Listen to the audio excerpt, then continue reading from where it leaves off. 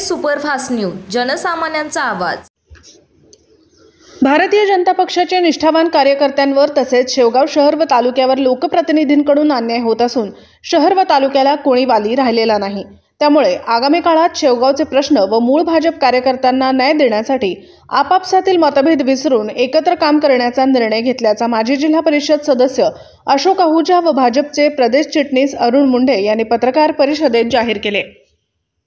शेवगाव शहराच्या निष्ठावान भारतीय जनता पार्टीची या ठिकाणी बैठक झाली।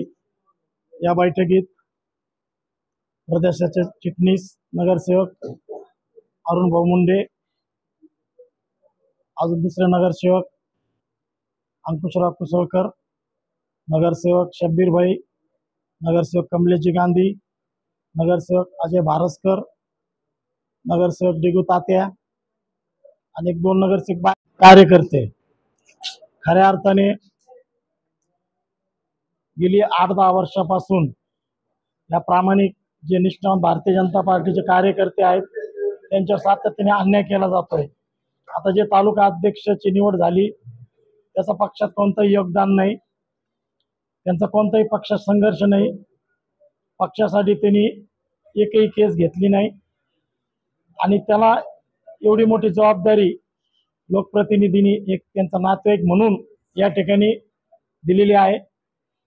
त्यांची काम करायची पद्धत आपल्या सगळ्याला माहीत आहे। जो नातेवाईक आमची गुलामी करीन त्याला पक्षाच्या माध्यमातून पद दिले जातात आणि ते पद देऊन त्यांनी पक्षाची बैमानी केलेली आहे। त्यामुळं सर्व कार्यकर्ते ज्यांनी 5-5, 10-10, 20-20 वर्ष पक्षासाठी कष्ट घेतलेत अशांना खऱ्या अर्थाने न्याय मिळावा म्हणून आम्ही सर्व शेवगावातले 60-70 कार्यकर्ते या ठिकाणी एकत्र जमलेलो आहे। निष्ठावंत जे कार्यकर्ते आहेत, जो कार्यकर्ता समाजात वेळ देईन, प्रामाणिकपणे समाजाचे प्रश्न सोडीन आणि असे अनेक कार्यकर्ते आमच्याकडे आहेत, त्यांचा पहिले आम्ही त्या ठिकाणी 100% विचार करणार आहोत। आणि जे आता दुसरी टीम आहे, आता असं मी सांगायला नाही पाहिजे पण नकली भाजप म्हणून जे आहे त्यांचा एकही उमेदवार आम्ही या ठिकाणी एकाला उमेदवारी मिळून देणार नाही। अशा पद्धतीने आम्ही या ठिकाणी 100% प्रयत्न करणार आहोत, पूर्ण ताकदीने करणार आहोत, कारण की त्यांचं काही योगदान नाहीये पक्षासाठी। आणि मग ते जर स्वीकृत सदस्य, तालुका अध्यक्ष, युवा मोर्चा, नगरसेवक असं या ठिकाणी चालणार नाही। त्यामुळे आम्ही ते खपून घेणार नाही। आम्ही आमच्या निष्ठावंताला कोणताही भेदभाव न करता ते कोणत्याही जाती धर्माचा असो, कोणत्याही समाजाचा असो, त्याला योग्य न्याय मिळवून देण्याचं काम तालुक्यात असेल शहरात असेल आम्ही ते पूर्ण ताकदीने करणार आहे।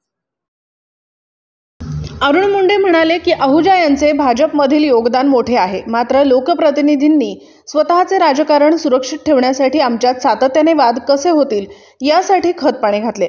त्यामुळे यापुढील काळात भाजपचे निष्ठावान सर्व कार्यकर्ते तसेच शहर व तालुक्याच्या विकासासाठी इतर पक्षातील विकासाची जाण असणारे नेते यांच्या सहकार्याने पुढील वाटचाल करण्याचा निर्णय आहुजा व मी घेणार आहोत।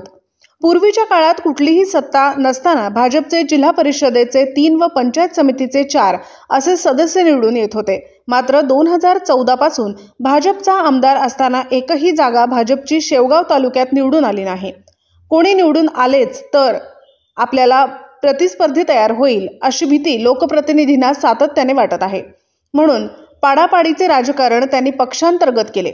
याबाबत भाजप पक्षांच्या वरिष्ठ नेत्यांची लवकरच भेट घेऊन त्यांना सर्व वस्तुस्थिती समजावून सांगणार आहोत, असे मुंढे यांनी सांगितले।